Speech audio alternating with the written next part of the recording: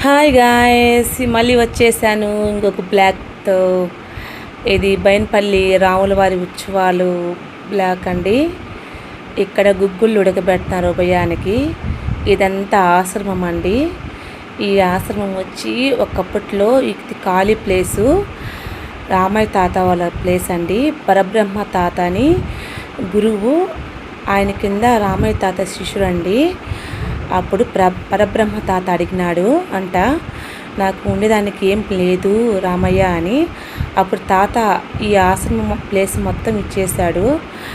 అప్పుడు తాత ఇక్కడ పరబ్రహ్మ తాత ఇక్కడ ఆశ్రమం కట్టాడండి. ఇక్కడ నవరాత్రులు చాలా గ్రాండ్గా జరుగుతుంది. ఇక్కడ మళ్ళీ రాముల వారి జయంతులకు కూడా అన్నదానం చేస్తారండి. చాలా వందల మంది వచ్చి ఇక్కడ అన్నదానం అనేది తింటారు. పొద్దున్నుంచి నైటు 11:30 వరకు అన్నదానం జరుగుతూనే ఉంటుంది. ఆకలితో ఎవరు వెళ్ళరండి ఎండకి.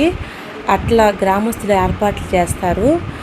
ఇక్కడ రాముల వారిని చాలా భక్తి శ్రద్ధలతో కొలుస్తారండి. చూడండి ఎంత జనం వచ్చారో. అసలుకి కాలు పెట్టడానికి ప్లేస్ లేదండి, అంత రష్ ఉంది. అసలుకి చెమటలు కారిపోతున్నాయి. చూడండి ఎంతమంది జనం గోడల కింద కూడా కూర్చొని మరీ చూస్తున్నారు. ఎంత బాగా డెకరేషన్ చేశారు. ఇంకా మేము భోంచేసుకొని ఇంటికి స్టార్ట్ అయిపోయామండి. Okay guys, bye.